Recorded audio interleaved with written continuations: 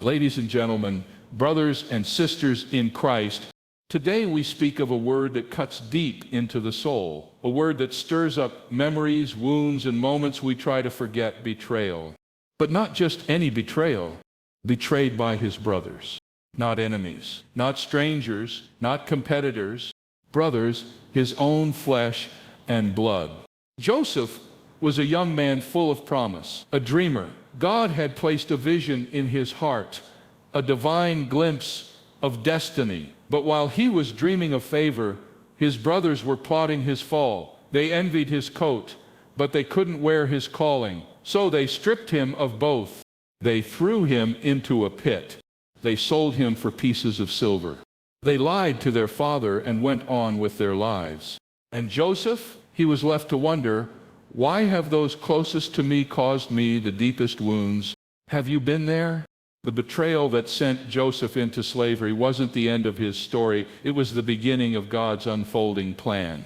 Some of you have been betrayed by a friend, a spouse, a sibling, even a fellow believer. And you've been asking, where is God in this? But I came to tell you, he's closer than you think. Joseph's pit became the hallway to a palace. The pain pushed him toward purpose. The betrayal became a bridge to the blessing. Now listen closely. God never authors evil, but he will allow what he can transform. The enemy meant it for evil, but God meant it for good. That's not just a verse, it's a promise for every betrayed heart in this room. God didn't abandon Joseph in the pit. He didn't forget him in the prison. And he won't leave you in the darkness of your betrayal. Through every season, slave house, prison cell, Pharaoh's court, Joseph walked in integrity. He had every reason to hate, every right to retaliate. But instead, he chose to forgive. And when his brothers finally bowed before him, trembling in fear, Joseph looked through tears and said, "You meant it for evil, but God meant it for good." Genesis 50:20. That is the heart of a man who sets bin with God. Let me encourage you today, no betrayal can stop God's plan for your life. Not the lies, not the rejection, not the scheme. What others use to bury you, God will use to raise you. What they meant to silence you, God will use to speak through you. What they meant to destroy, God will use to deliver a nation through you, just like Joseph. And don't miss this. God didn't just restore Joseph's position, he restored his family. The very brothers who betrayed him were the ones Joseph embraced. He wept over them. He fed them. He sheltered them. That is what grace looks like. And that, my friend, is the final victory. Not that you get even. Not that you prove them wrong, but that you forgive them freely. So today, if you see her walking with a wounded heart, if you have been betrayed by those who should have protected you, let Joseph remind you, the pit is not your prison. The betrayal is not your identity. The end of trust is not the end of purpose. Lift your eyes. God is still writing your story. And just like Joseph, you will rise. Not in bitterness, not in vengeance, but in power, in grace, and in the victory of a faithful God who never betrays his children. Would you like a version of this formatted for video narration, sermon outline, or social media post? Betrayal is never easy, but when it comes from those closest to us, those we shared our table with, grew up beside, or confided in, it cuts the deepest. Joseph didn't expect enemies from outside. The ones who turned against him were his own brothers. They shared his blood, but not his heart. It wasn't an outsider who threw him into the pit. It was family, and that's the weight of this story. Sometimes the people who should protect you are the very ones who plot against you. The pain of betrayal is intensified by proximity. The closer the person, the sharper the wound. We expect enemies to attack, but when a brother turns on you, it creates confusion, heartbreak, and spiritual disorientation. And yet God allowed that pain not to destroy Joseph, but to develop him. He was never alone, not in the pit, not on the slave caravan, not in Potiphar's house. In the same way, if you've been hurt by those you trusted the most, take heart. God is not absent from your pain. He is near, working even through broken relationships to prepare you for the promise. There are moments in life when we ask God, why did you allow this? Joseph must have asked that very question as he sat alone in the pit, as he was shackled and marched into slavery, as he served in Potiphar's house, only to be falsely accused and thrown into prison. At every turn it looked like things were falling apart, but in reality God was allowing things to fall into place. What looked like rejection was actually redirection. What felt like abandonment was actually preparation. God permitted the pain not because He delights in our suffering, but because He sees the end from the beginning. Joseph's betrayal wasn't the end of the dream, it was the start of the journey toward it. Every setback was a setup for the fulfillment of God's plan. God does not waste pain. If He allows it, He will use it. The very chains meant to enslave Joseph became the tools that carried him into Pharaoh's palace. Likewise, the circumstances that seem unfair in your life may be the very things God is using to align you with your destiny. Trust that His hand is in it, even when His presence seems hidden. Jealousy is a silent destroyer. It doesn't shout, but it festers. It starts small: resentment over someone's blessing, irritation over their favor, and then it grows into something dangerous. Joseph's brothers didn't hate him because he did something wrong. They hated him because he had something they didn't: favor, dreams, attention. Their jealousy clouded their judgment until it turned into action, stripping him of his robe, casting him into a pit, and selling him into slavery. That's what unchecked envy can do. It blinds people to truth, drowns out love, and drives them to betray even the ones they should cherish.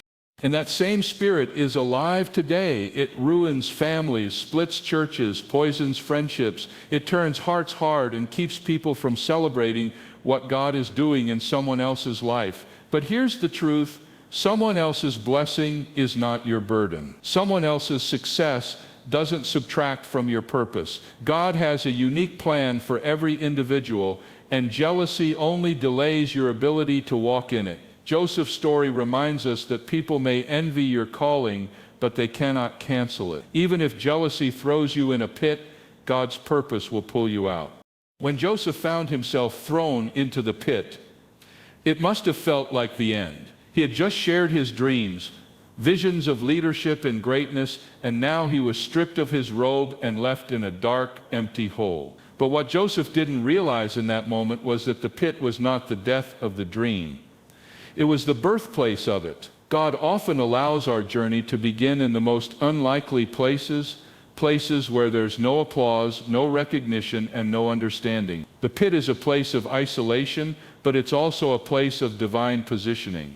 You see, before God lifts you up, He often brings you low, not to punish you, but to prepare you. The dream was real, but the character required to sustain it had to be forged through hardship. Joseph's leadership in the palace began with humility in the pit. In your own life, you might feel like you're stuck in a season that looks nothing like the promise God gave you. But don't let the pit make you doubt the prophecy. What looks like a delay is often divine design. God doesn't bury His promises, He plants them. And just like a seed in the ground, your dream may be hidden for a time, but it is growing, being nurtured, and getting ready to rise. The pit is not your grave, it's your greenhouse.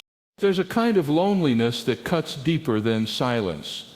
It's the feeling of being forgotten. Joseph experienced it firsthand. After enduring betrayal, slavery, and false accusations, he interpreted dreams for Pharaoh's cupbearer in prison. He asked only one thing: "Remember me when you are restored," but the cupbearer forgot him. Days turned into months, and Joseph sat in a prison cell, unjustly, unfairly, and seemingly unseen. But what Joseph didn't know was that while man forgot, God never did. Heaven's calendar is never behind schedule. Just because your name isn't on someone else's lips doesn't mean it's not on God's heart. We serve a God who sees in secret, who records every tear, who watches every act of obedience, even when no one else does. Joseph's silence was not God's absence, it was God's strategy. Because at the right moment, not a minute too early or too late, God brought Joseph out of the prison and into the palace. If you feel forgotten today, overlooked by people, or invisible in your pain, remember this: God is never blind to your faithfulness. You may not be seen by men, but you are known by God. And when the time is right, He will speak your name in rooms you've never entered and before people you've never met. Being forgotten by others is painful, but it's not fatal, because in God's timing, what was hidden will be honored. The pit was never meant to be Joseph's permanent address. It was part of his preparation. When his brothers threw him in, they thought they were burying him. In reality, they were placing him in the very process God would use to elevate him. The pit is a place where distractions are stripped away, where pride is broken, and where the soul learns to lean on God alone. It is uncomfortable, it is quiet, and yet it is purposeful. God often does His deepest work in the darkest places. The pit is where the dreamer becomes the disciple. It's where character is built and where trust is tested. Joseph entered that pit as a favored son, perhaps even a bit naive. But he would come out of his season of hardship refined, matured, and ready to carry the weight of divine purpose. Sometimes in our lives, God allows a pit season, a time when it feels like everything is falling apart, when doors close, when people walk away, and when we feel spiritually dry. But it is in that very place that God is shaping us, preparing us for what's ahead. The pit humbles you, teaches you to pray, deepens your roots, and sets the stage for your promotion. So don't despise the pit. It's not the end, it's the proving ground. And if God brought you to it, He will bring you through it. What feels like confinement is often the very space where God is crafting your future. When Joseph was taken into Potiphar's house as a slave, he had every excuse to compromise. After all, he had been betrayed, stripped of everything familiar, and was living in a foreign land. But even in a place of oppression, Joseph chose integrity over comfort. He didn't allow his circumstances to define his character. He served faithfully, he lived righteously, and when temptation came, in the form of Potiphar's wife pressing him day after day, Joseph didn't flirt with sin, he fled from it. He said, "How can I do this great wickedness and sin against God?" Genesis 39:9. That one decision cost him his position and his reputation. He was thrown into prison for something he didn't do. But Joseph understood something that many today overlook: favor with God is more valuable than favor with man. He chose to lose status rather than lose his soul. That's what integrity looks like: doing what's right even when no one's watching, even when it hurts, and even when it costs you. In a world where compromise is easy and shortcuts are tempting, Joseph's life reminds us that true greatness is rooted in personal holiness. The easy road might offer comfort for a season, but it will never lead to lasting fulfillment. Joseph's integrity didn't protect him from trials, but it prepared him for promotion. And when the time came, God elevated him, not just because he was gifted, but because he was faithful. Your character will carry you where talent alone cannot. God can trust a person who chooses integrity over convenience.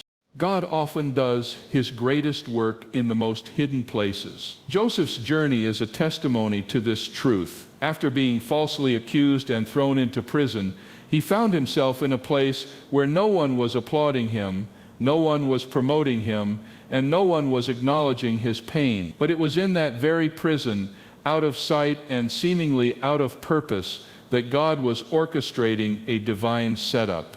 Joseph didn't know that the path to the palace ran through the prison. He didn't realize that by interpreting dreams in a dark, damp cell, he was stepping into his destiny. While it looked like he had been forgotten, heaven was actively working on his behalf. The silence of man was not the silence of God. The hidden place was the training ground for the public assignment. In that prison, Joseph's spiritual sensitivity grew. His ability to hear from God matured. His leadership was refined. And when Pharaoh finally called for him, Joseph was not just ready, he was prepared by the very suffering others thought would destroy him. We often resist seasons of obscurity, assuming that if we are not visible, we are not valuable, but God doesn't measure effectiveness by public attention.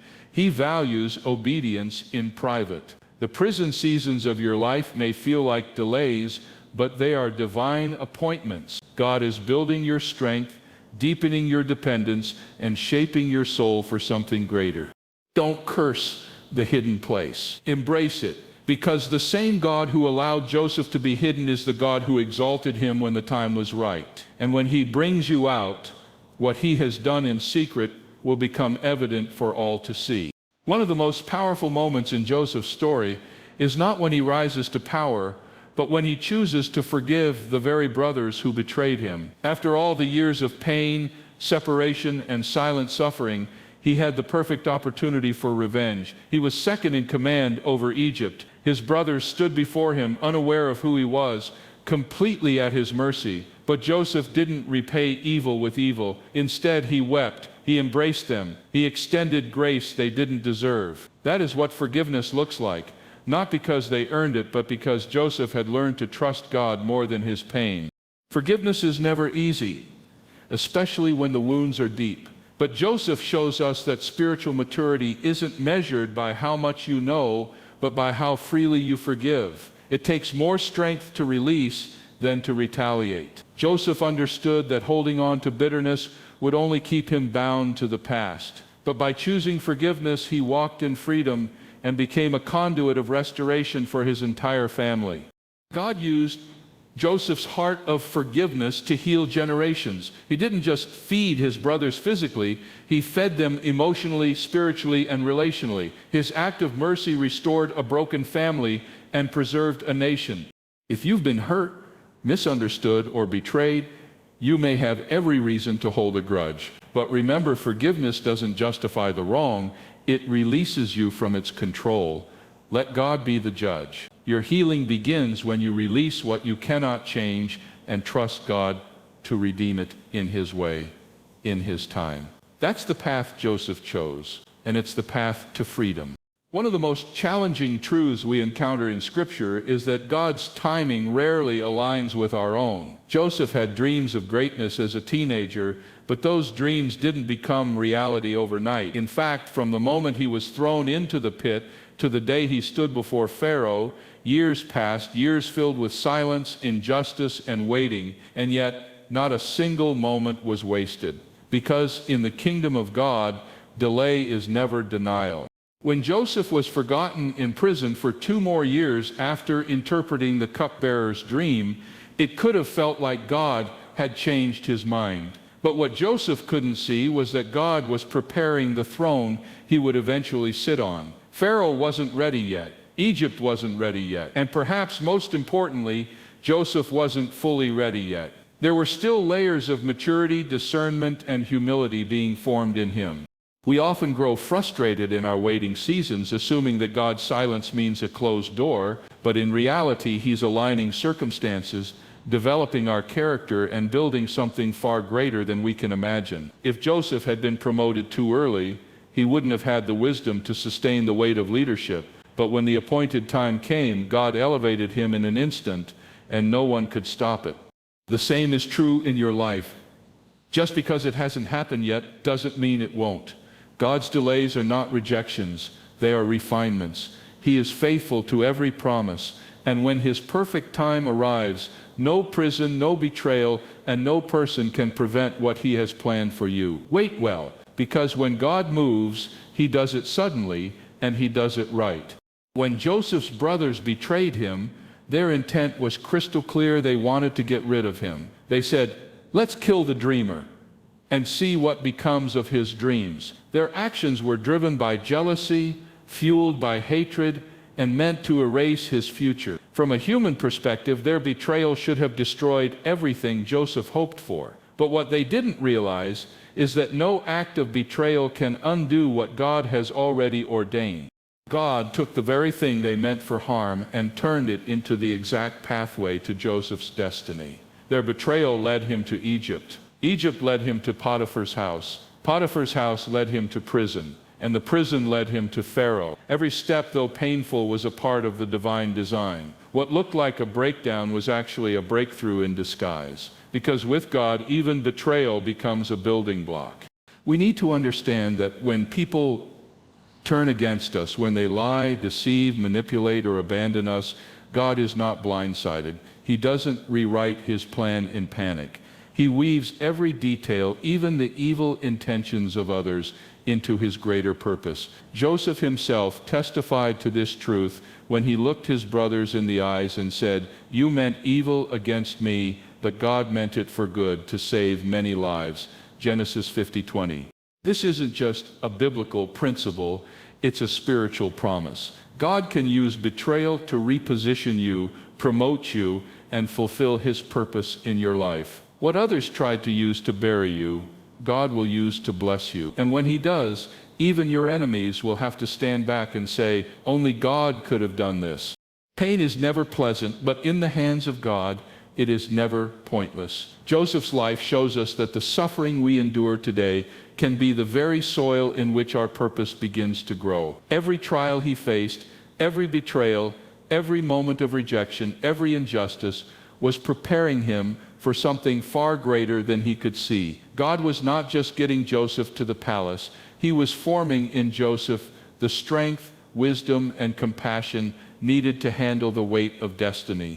We often want the promise without the process, but purpose is not forged in comfort. It's refined in fire. The pain you're walking through might feel unbearable right now, but you can be confident that it is producing something eternal. The heartbreak, the delays, the loneliness, it's all part of a divine training ground. God does not waste a single moment of your suffering. Like Joseph, you may not see it now, but the very circumstances that wounded you are shaping you into someone God can use to heal others. When Joseph was promoted to second in command over Egypt, he didn't just enjoy his position, he became the answer to a global famine. His pain gave him the empathy to lead with humility, the discernment to act with wisdom, and the maturity to forgive when others would have sought revenge. So if you're in a painful season, hold on. God is producing purpose in you, purpose that will bless others, influence generations, and glorify him. Your suffering is not in vain. In the hands of God, pain becomes the pathway to destiny.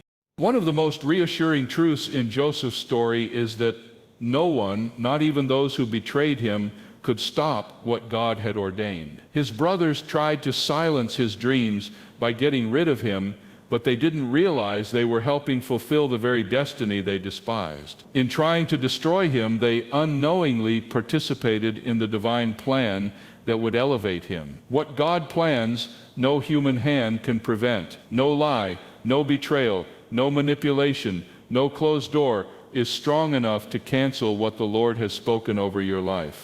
Joseph didn't need to fight for himself. He didn't need to retaliate, defend, or manipulate his way back into favor. He simply remained faithful, and at the right time, God lifted him up in the presence of the very people who tried to hold him down. When God is for you, it truly doesn't matter who is against you. The opinions of man may delay you, but they cannot derail you. The schemes of the enemy may shake you, but they cannot shatter the promises God has declared. This is especially important to remember when you've been wounded by people you trusted. It can feel like their betrayal has ruined everything. But Joseph's life teaches us that people can try to write you out of your own story, but God always holds the pen. His plan is sovereign. His word is final. And when the time is right, he will bring it all together in a way that not only blesses you, but silences every voice that said it couldn't happen. When Joseph was betrayed, rejected, and falsely accused, he had every reason to let bitterness take root. Bitterness is the natural response to deep pain, especially when it's caused by those you loved and trusted. It's the quiet poison that tells you to harden your heart, to protect yourself by never forgiving, never trusting again. But Joseph chose a different path. Instead of allowing bitterness to define him, he guarded his heart and kept it pure. Why? Because he knew that bitterness doesn't hurt your enemies. It slowly destroys you. It clouds your vision, distorts your judgment, and disconnects you from the grace of God. A bitter heart cannot fully embrace God's blessings. If Joseph had held on to resentment, He would have never been able to hear from God clearly, serve with integrity, or lead with compassion. The purity of his heart is what kept him usable in God's hands. Even when he was forgotten in prison, Joseph didn't stew in self-pity or plot his revenge. He continued to serve, interpret dreams, and bless others even in his lowest place. That's not weakness, that's strength. Bitterness is easy. Purity requires courage.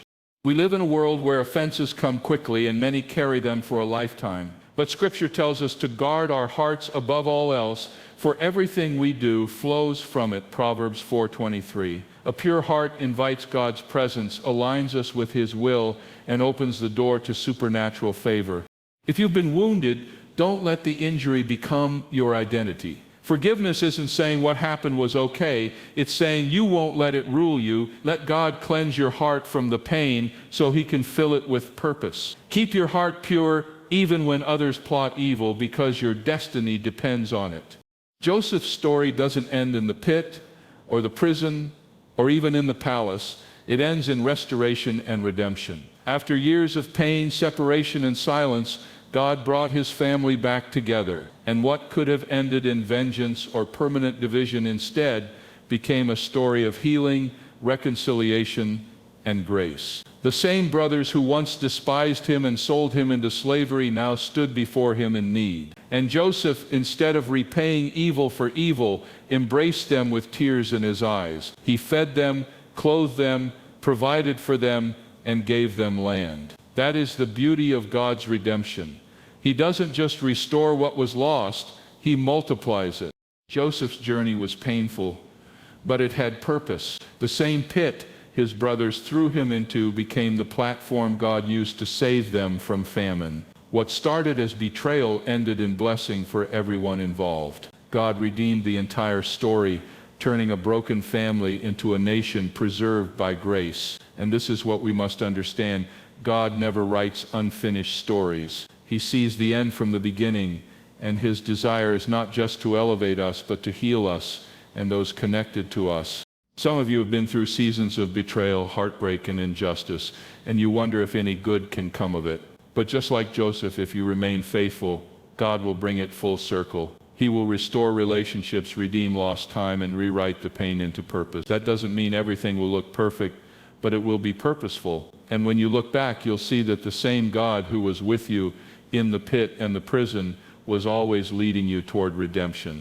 Joseph's life reminds us that betrayal, as painful as it is, does not have the final word. What began with rejection ended with restoration. What others meant for harm, God used for good. Every pit, every prison, every tear was part of a greater plan orchestrated by a faithful God who never left Joseph's side. And the same is true for you. You may have been betrayed, forgotten, or falsely accused, but that does not cancel your calling. God's purpose is still intact. His promises are still alive. If you remain faithful, if you choose integrity, release bitterness, and trust His timing, He will not only lift you up, but He will use your story to bless others. Let Joseph's journey remind you, the betrayal was real, but so is God's redemption. And in the hands of the one who sees the end from the beginning, even the deepest wound can become the foundation for your greatest testimony.